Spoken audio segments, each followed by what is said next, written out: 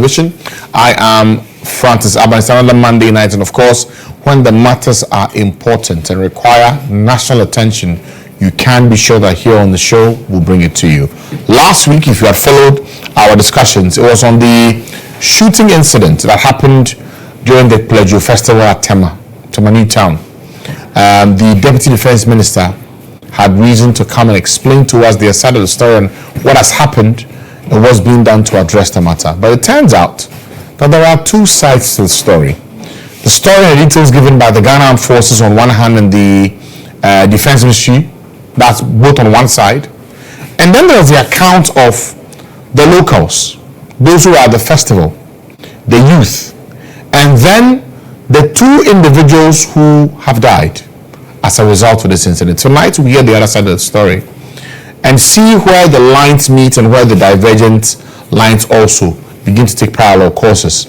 And we'll see what we need to do going forward in relation to this matter.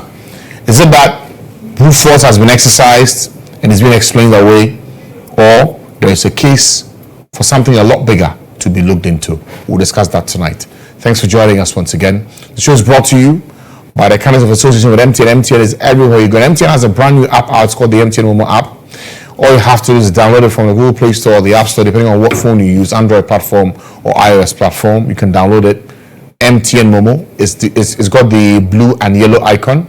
Once you download it, you have the opportunity to use this app to do many other things that you use MTN Momo to do. Pay your bills, receive or send money, view your statements. Everything you can possibly do with MTN Momo, you can be able to do when you use this app. It makes life very, very easy. I can tell you for a fact, I use it myself as well, and I know for a fact that it makes life so much easy. So download it today and make your life a lot more easy on MTN Momo. MTN is everywhere you go. So to put everything in context tonight, here is we would quickly share with you what the Deputy Minister for Defense had to tell us about what happened during the Plejo Festival that saw 2 lives lost. And then we will hear the other side of the story.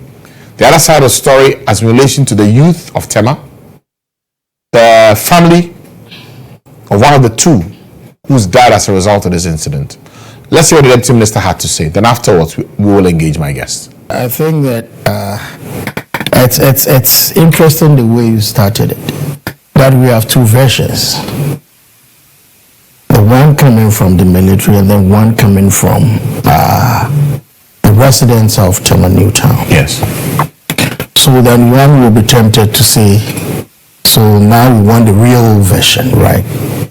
But for me, I have been briefed. Yes. And so there was a festival, is it a Plejo Festival? Mm-hmm. And my military vehicle was, passing, and it was attacked. And I think in the process, 2 people were arrested. And then those arrested were sent to Tema New Town Police Station. Clarity, arrest was done by the military men? Yes. Okay. But the people were taken to the police station, Tema New Town Police Station. And then some people massed up to go to the naval base seeking the release of those who were arrested.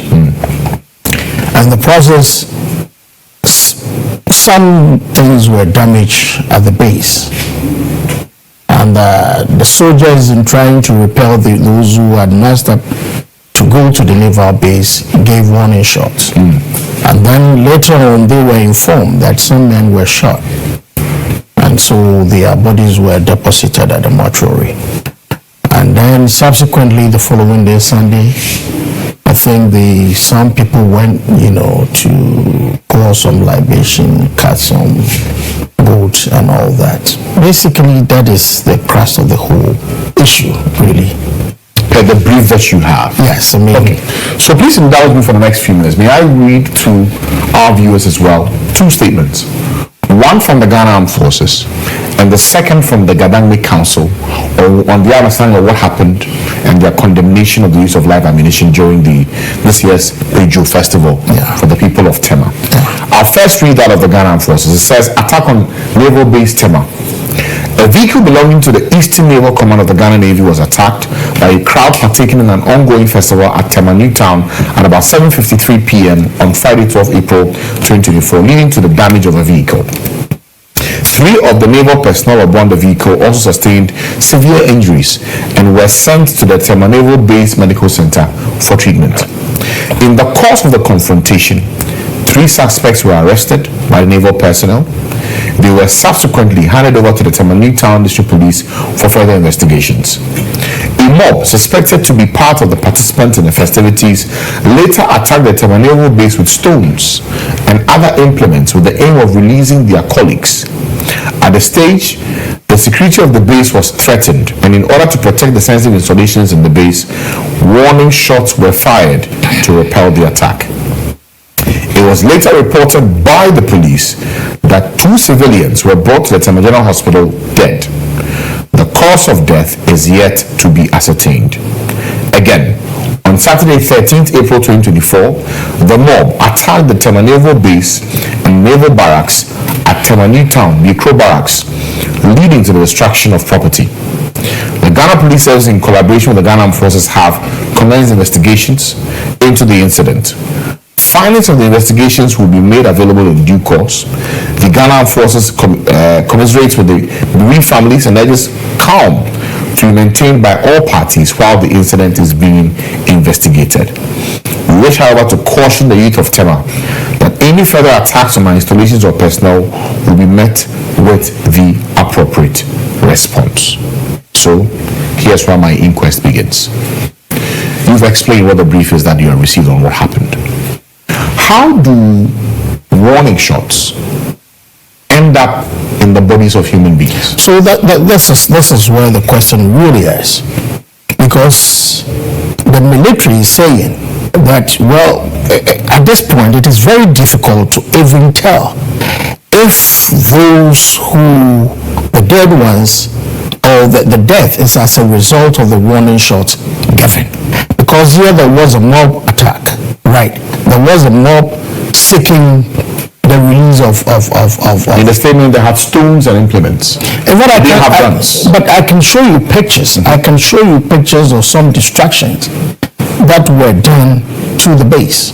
I can show you pictures. Which have evidence of shots fired by the people? Not shots. Okay. But stones and all that. But of course, I mean, they were giving warning shots. Warning shots do not mean they aim at killing somebody. No. But if warning shots are fired into the air, precisely the point. Land in the bodies of human beings. This is why I am saying that at this point, it is very difficult, because anything could have happened in the process. What if somebody somewhere also did the shooting? I am not in any way justifying, the actions, but I'm just also raising questions. The only way to prove this, and of course, they say investigations are being done. Thank you. So have the bullets that end up in the bodies of these 2 persons, have they been picked up for forensics to determine if these bullets were from the guns of the obviously, Francis, this will be done. And bullets from military guns can easily be identified. So it is important we wait to have all the necessary investigations done, and then the culprit or anybody found culpable, brought to face the law. And so when things happen like this, I'm the last person who will jump into a hasty conclusion. I will not do that, because in matters of this nature, you'll be surprised that maybe the bullet might have not come from the military or from somebody else. But all this can be ascertained when investigations are completed. You see, I am a bit constrained in this perspective because the military are clear in their statement that they fired warning shots. Precisely. The military has not said, in this account of what happened, that they had seen shots being fired at their men. So, where do we draw the line? No.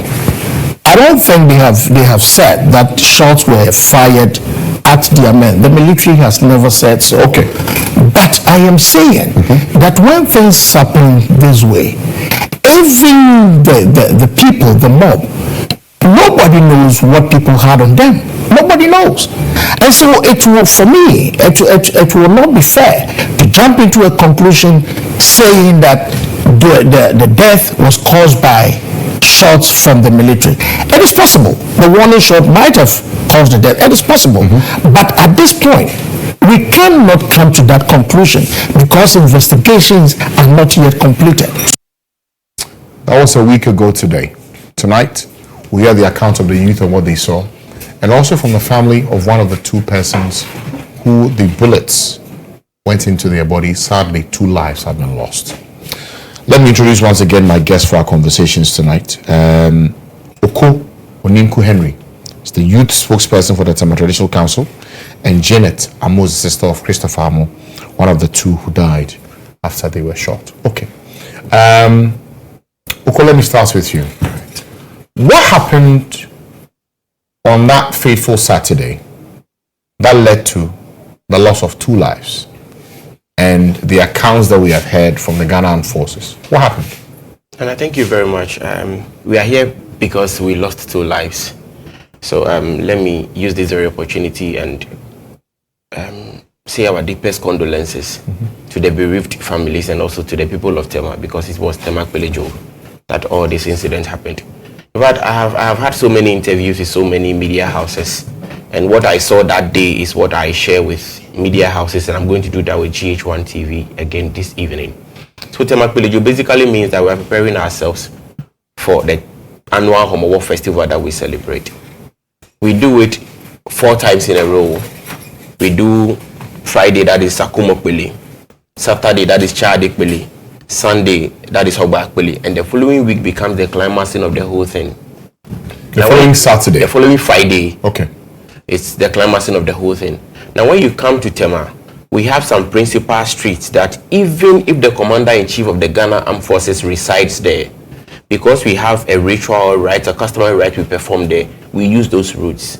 And we've been using that very route in question even before the establishment of the naval base.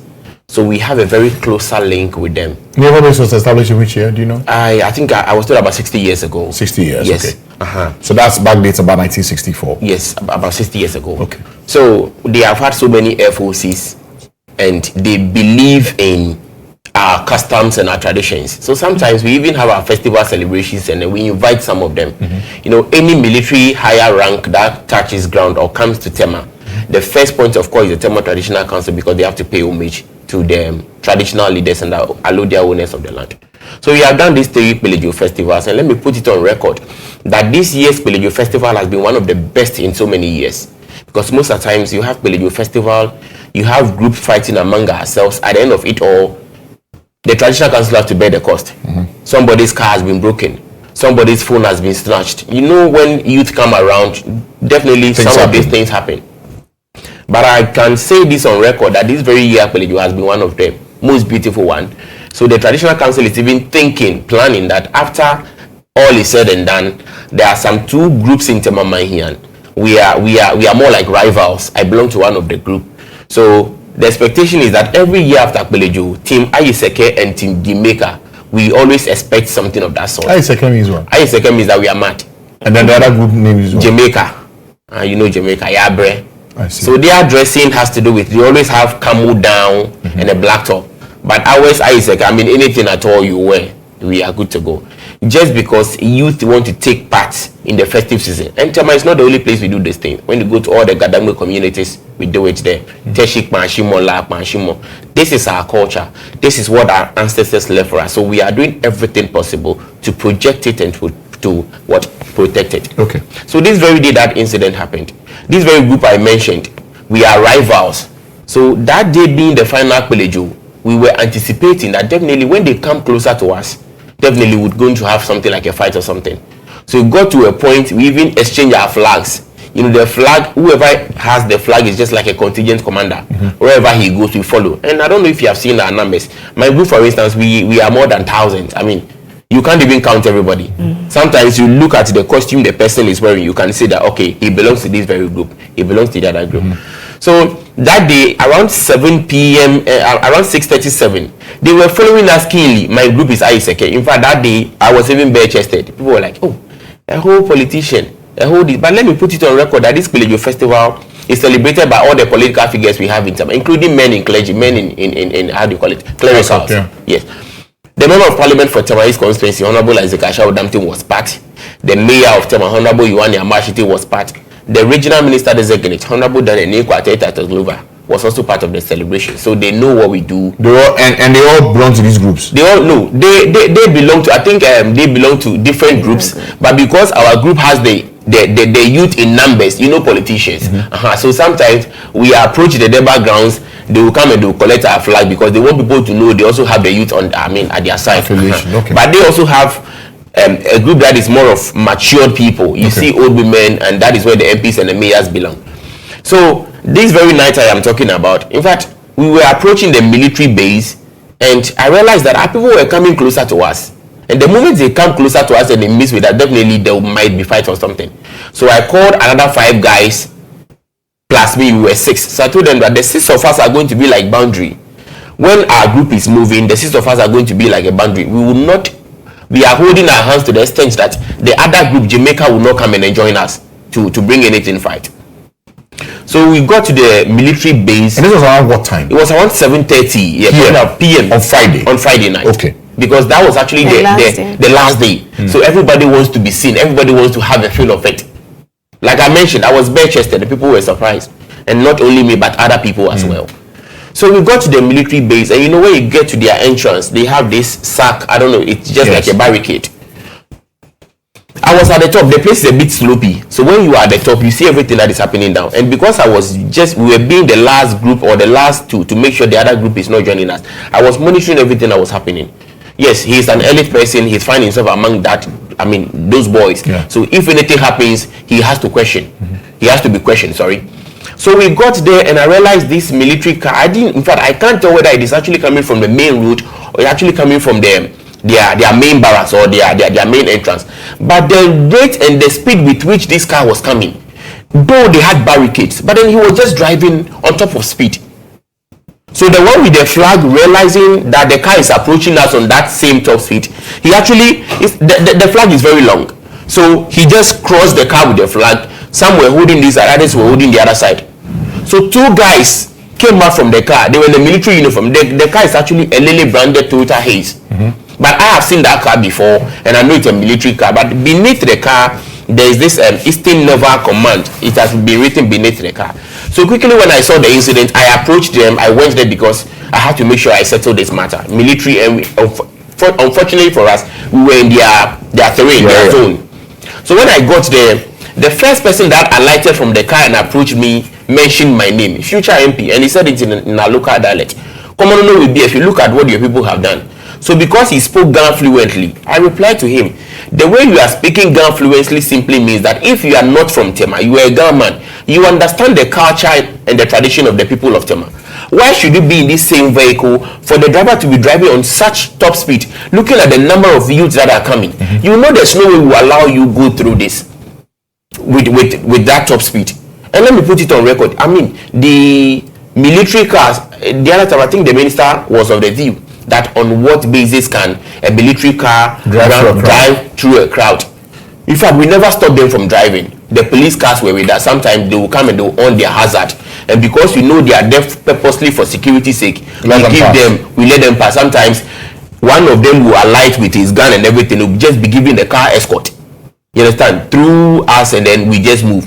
But this car was on top of speed. So that is why the guys also stopped the car. And when they stopped the car, they started hitting the car. Bang, bang, bang, bang. Everybody was just trying to hit the car.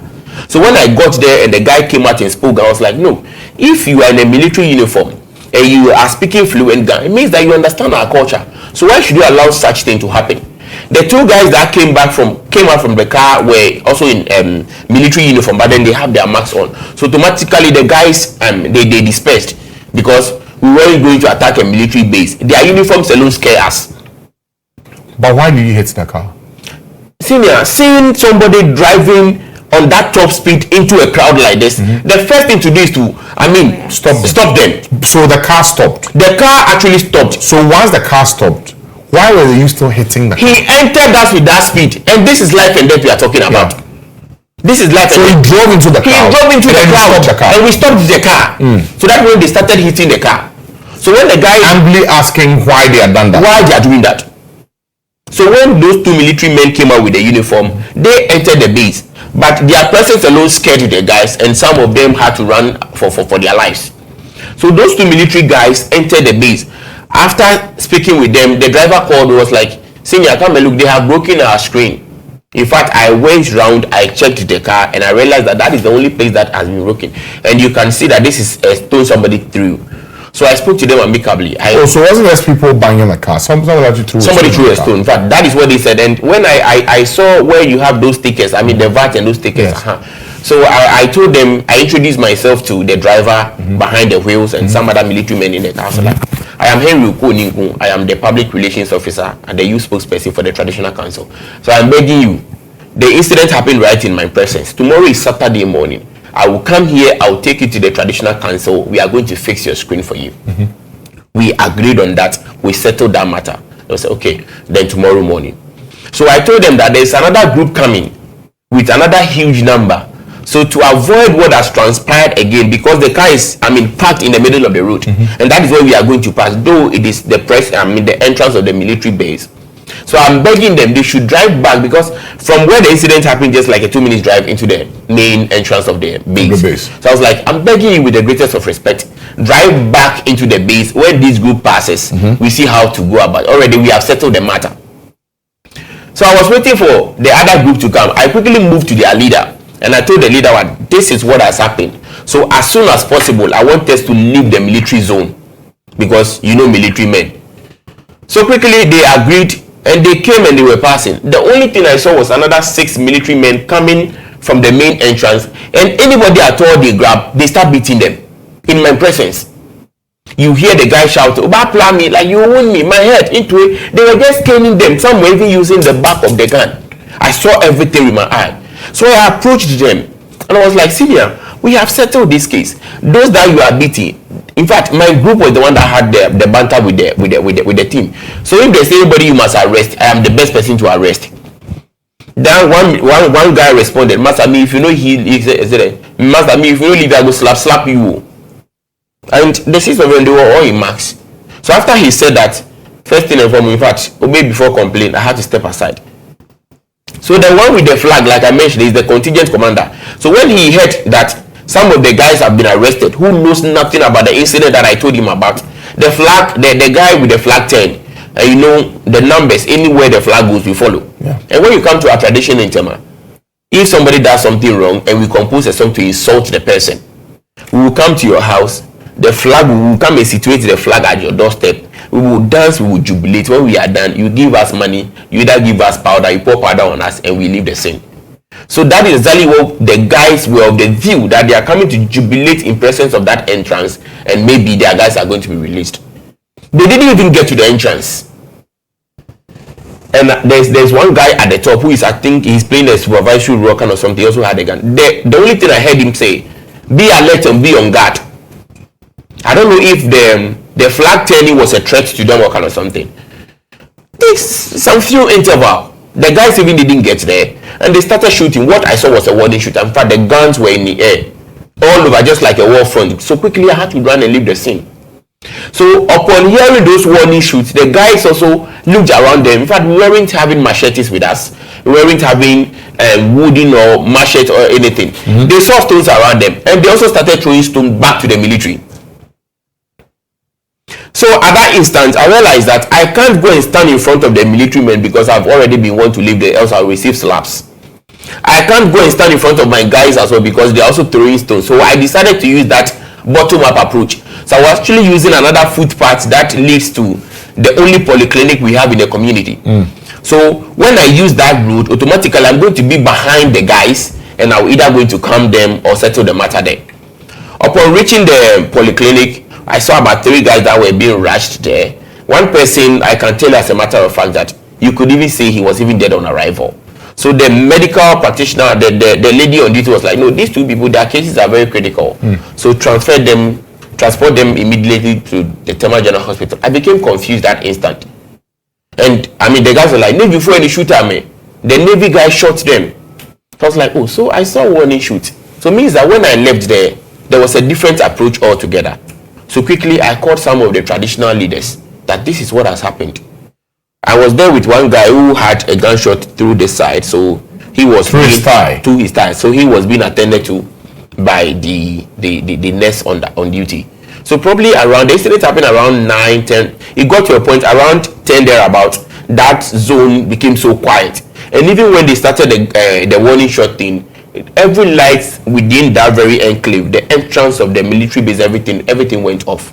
So you can't even identify that this person is shooting directly or this person is shooting indirectly or something. So around 12 a.m. I had a call from the member of parliament. I had a call because he knew I was part of that group. I had a call from the mayor of Tema as well. They all told me this is an incident they have heard. So the next call I received was from the Tema regional commander, Mr. Eke, Commander Eke. Police commander, because he was with us. He knows I am part of the group. So anything about the youth and Peleju, I represent all the security meetings we have. And I even assured him that this very year, we are going to have a Peleju that is going to be free and fair, without fight, without any stabbing or those things. Any trouble. Any trouble. And I think my guys delivered until that very day, that very incident happened. So it was around 12 a.m. He confirmed to me that 2 guys that were sent to the general hospital lost their lives, and it's actually as a result of gunshot wounds. So the next morning, we were actually expecting to hear something from the Navy, only for us to hear a communique that says that a whole lot and Tema youth attacked the military base. So around 5 a.m., the member of parliament, Honorable Isaac Ashayo Damtain, the mayor of Tema, Honorable Yohan Yamashite, and the Greater Accra Regional Minister Designate, like I mentioned, they all took part in the Peleju Festival. They came to the traditional council as early as 6 a.m. The traditional leaders were there. They wanted to ascertain what really happened. We and I witnessed to everything. I explained it to them. I narrated it to them. And then the Tema Regional Police Commander. So right from there, since we have lost lives, as tradition demands in our culture, you go straight to the bereaved family. You share your sincerest condolences with them. So we did that for all the families. I mean, not only the bereaved families, but the ones that the guys also that had gunshot wounds. And since then, we were actually expecting to hear something from the Eastern Naval Command, only for us to get a communique from Ghana Armed Forces signed by one Brigadier Agri-Kwashi. And the latter part of the communique stated clearly that any further attack from the youth, they will also respond in that. And in fact, this is conflict resolution. We are trying to find solutions to this. So it shouldn't even end with a threat. But they being military people, I think they should know better. So as far as I am concerned, this is what happened. And per what you know, per what you saw. Per what I saw. Okay. Now, Janet, you are okay. Before I even take the account of Janet, I'll go for a short break now. We've heard what happened from the side of an eyewitness. After the break, we'll hear from the family who've lost one of their own to this incident. And then we'll begin to see where the lines come together and become divergence. We're back after the break. Stay with us. Thanks for staying with us. You're watching State of Affairs here on GHOne Television. I am Franz Awan. Tonight we're looking at what happened last week at the Peleju Festival that led to the loss of 2 lives. The Deputy Defense Minister last week had cause to indicate that investigations were ongoing. He denied reports that the military had driven through a crowd and that the shots fired were warning shots and could not have been the shots that had hit the residents of Tema in this incident. But tonight, we're having a very interesting, or shall I say, a very different account of what turned out. Let me speak to Jane. Jane Amos, the sister of one of those whose life has been lost because of the incident that happened last week, Friday. Jane, once again, condolences to you and your family at this time. Thank you. But what do you know as a family about what happened to your dear son, or shall I say your brother? Okay. So, I want to say good evening to your viewers, and thank you for giving us the opportunity to also say our part of the story. So, my sister and my mom lives in Tema New Town alongside my brother, but myself, I don't live there. So, according to my sister, she received a phone call from a friend around 9:30 p.m. that there's this video circulating on social media that the gunshots, because earlier on they've heard some gunshots in town. So people ran to their homes and it was news in the town. And so, I mean, they knew that something of that sort had happened. But as to whether their brother or son is part, they didn't know. So the person called saying that, okay, so this is what has happened. And there are some people at the hospital who wanted to, prepare documents so they can put your brother at the morgue, but they said they need a family member. And so that is how come I'm reaching out to you, because I think they shared it and said that, okay, they need a family member of this so and so person. So that's how come my sister got to hear about the whole thing. So she called my mom, and then they rushed to the Tema General Hospital. And then my brother-in-law also joined. Now my sister and then my mother saw my brother lying down, already dead. Wow. Yes. And it was Friday night. Friday night, yes. And so all they could see was a small hole around his chest area. So my sister actually took pictures of it and did the necessary documentations so they can put him in the cold room for the other things to be done. Yeah. So that was how come my family even got to know. Myself, I didn't know. My brothers didn't know because we were all not there. So the next day, people started reaching out to us because now the news is spreading. And then we had to all rush to Tema to go and hear what had happened. So in the morning, we had so many people trooping to our house, coming to us and saying sorry and all that. Later in the day, we saw videos on social media again that the naval base, the naval command, they are saying that it was a knife stabbing and it wasn't gunshot. So we were shocked because my sister was there. I have the pictures on my phone. She took pictures because she wanted to come and show it to us. You understand? And there wasn't any, even when she got there, there was no blood coming out. It was just a small hole. And so she saw it with her eyes. And my parents also saw it with their eyes. My mom and my brother-in-law were all there. So we got furious that why would you go out and say this? If for anything at all, at least let's wait for autopsy to be done so that we can all know where the cause of death. But okay. Yeah, so that is actually what happened. Okay. Now, subsequent to what you were made aware of, has an autopsy been done on your brother? Yes, please. So we opted. When was it done? So the autopsy was done. So the thing happened on Friday. Autopsy last was two Fridays, not yes. this one, the last one. Yeah. So autopsy was done on Monday. Okay. Tuesday, actually, it was done on Tuesday. Who conducted the autopsy? So it's one physician at the hospital. Which hospital? Tema General Hospital. Okay. Yes, the inspector was there, and then my siblings were also there. So your siblings were present, the inspector was present. Yes. And then the autopsy was done. Yes, please. All right. What do you know about what was found in your brother's body when the autopsy was done? So according to my siblings, the initial attempt, they couldn't find it because they targeted the chest area. So apparently the thing had gone to the spinal cord. What? So they had to seek their consent and then do from behind. Cut from the back. Cut from the back. So they cut from the back and then they got the bullet. It's something small. And per what transpired between them and the people around, they said that this kind of bullet is from the military. And it's... Okay, how did they come to that conclusion? Anyway, maybe we can leave that here, but with those present, they knew. They are policemen. The inspector is a policeman, okay. So he knows the difference, yes. And so that is what they said. And they according so to the bullet was lodged in the spine, yes, of your brother? Yes. So through the chest through area. The chest into the spine? Into the spine. Wow. Yes. So even if emergency surgery was done, I don't think he could have even survived. Yeah. Wow. He really struggled. Per eyewitness, the guy who brought us his phone told us how he went down all of a sudden, holding on to his phone, and then they had to quickly rush him to the hospital. And people were running for their lives, so they couldn't even get first-hand help.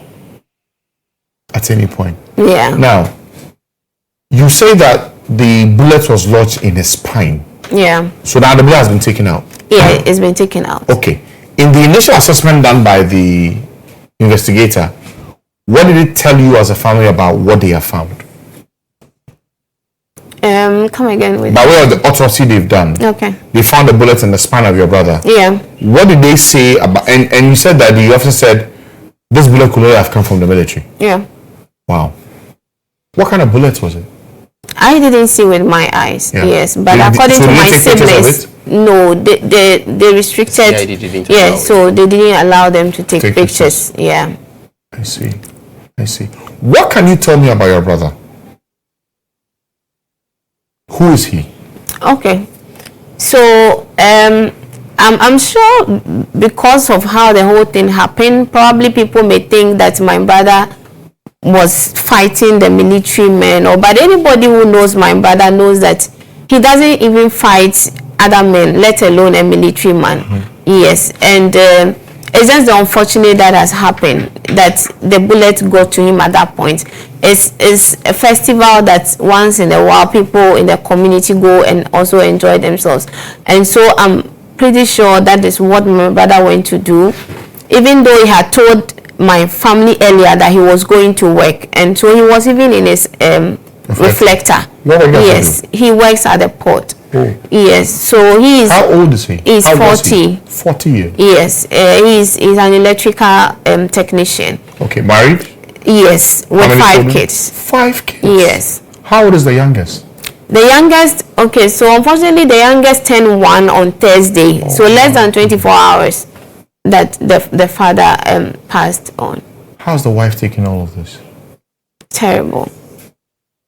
Yeah, so she's not able to even control herself. We have now taken the kids from her so that we can manage her for now. How's the family reacting to this?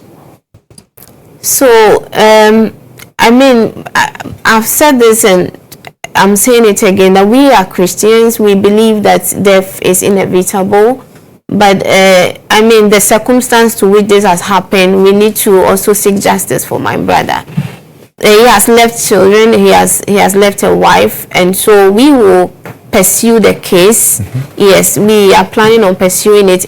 Currently, we are waiting for the necessary people to come to us and then sit us down, and then we see the way forward. What business people that you are referring to? The Security Council. So the Ghana Armed Forces, the Ghana Navy? Yes. Okay. Yes, because this is something that happened during a festival, and I'm sure they knew that people are going to go on the street, and they've been given letters and all that. They are aware, and so by law they were supposed to even protect them. You understand? Instead of shooting. So when you say justice, what exactly do you want? Okay, so when I say justice, what I mean is that there should be compensation. The kids needs to be taken care of. Yes, because 5 kids. And the wife needed to be taken care of. Okay. My brother is a breadwinner. My dad and my mom are above 70. My dad is almost 75 years and he's a stroke patient. Wow. It's my brother that takes care of him, takes him to the bank to take his money at the end of the month, and so on and so forth. So my brother actually is someone who helps the family a lot because most of us are not there. Yeah, so he does all the things that we need to do as a family for our parents. So justice for your family would be for the wife and the children to be compensated by the state? Yes, please. Okay. Is that all? Or for those who shot your brother, they should be dealt with as well? Yes, why not? They should be dealt with. Yes. Okay. Oko? Yes, sir. I know 2 persons suffered these gunshot wounds and died. One is Christopher Amo. Who's the other one? Joseph Ajiajete, a 24-year-old boy. 24-year-old. What do we know about him? In fact, it was only that very night. I don't know, but then anytime I talk about this, it puts me in the bad mood because Joseph, to be precise, I don't know him, but I remember I shared water with him 3 minutes after the incident. Okay. Yes, we go to a junction, because they know who I am. sometimes you stop to buy water and everybody must drink. Before or after the incident? Before the incident. Okay. Before the incident. In fact, we have a popular place in Temanita we know known as To. So we got there, I bought water, and I was short of money. So the belakwa I bought after drinking, I gave the other water to him. So when I saw the pictures, I was like, wow, means that the last thing he left this earth with was the water I gave him. So that night, that morning, I couldn't hold myself. And he mentioned, Buge is one person that, I don't know, until this incident, I never knew he wasn't from Tema. Because it got to a point, there was a time we were having an argument, it was like, Buka Ajatemani, Abahami Yapui, means that in fact, if something that belongs to Tema is being shared, he will get his share from a particular clan. So I was asking myself, me, a royal, you are telling me this. So somebody who loved Tema, he loved Tema. Everything that we do in Tema, we have so many activities. Recently, we held one Easter Monday, Jama, and he was there drumming and doing everything with us.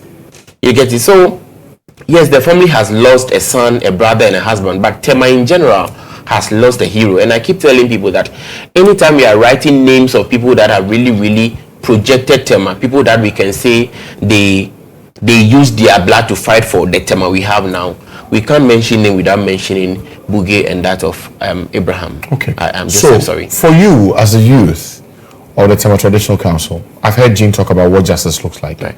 What does justice look like for you? What do you want done in this instance, based on what we have come to understand tonight? Yeah, thank you very much. I think I won't be here and speak for my traditional leaders. But as a youth, as far as the youth is concerned, one thing we want the military, the security services in Tema and the Tema Traditional Council to establish is that in the month of April, we have our Kwelejo Festival. In the month of August, we have our Homowo Festival. And being a member of the festival committee, we write letters to all these security agencies. Most of the Kwelejo Festival, we don't do with the Navy. We don't celebrate the Kwelejo Festival with them. So it is always the place that we target. You get it? So what we want as far as justice is concerned in the Tema Traditional Council is that, yes, the military should come up with another communique.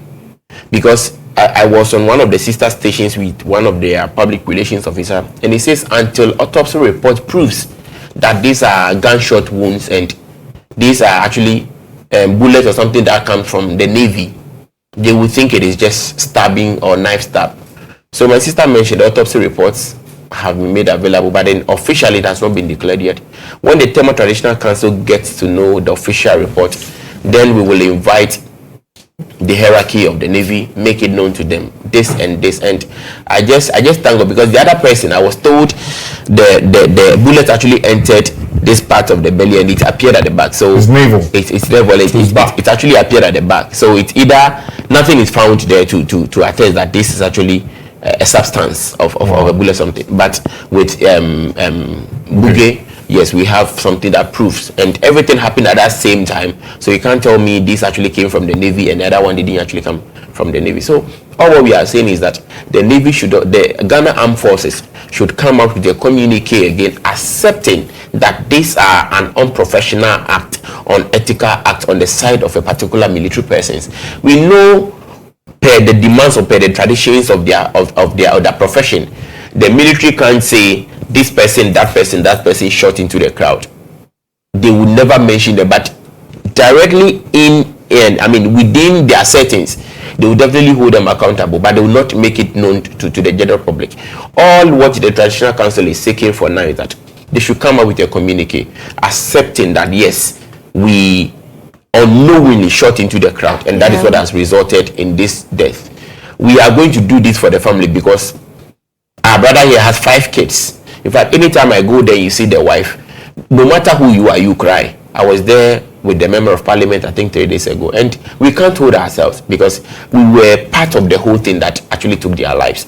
Now, aside they coming out boldly to compensate the family, they must also know that everything the Tema Traditional Council does, they must abide by it.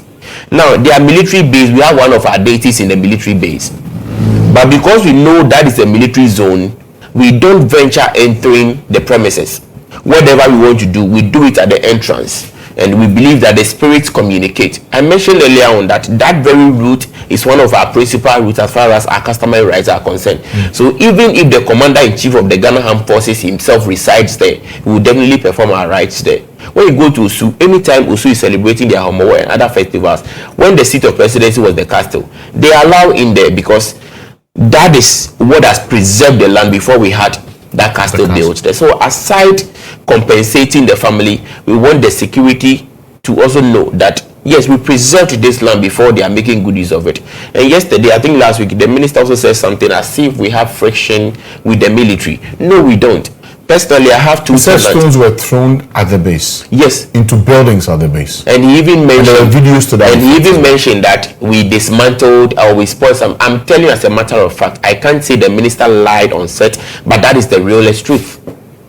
That is nobody, and he even mentioned that. What is the realest truth? That the stones were thrown. Stones were at the buildings. At the buildings, no, yes. The stones were not targeted at the buildings. They were targeted at those that were firing the gunshot. The warning shots.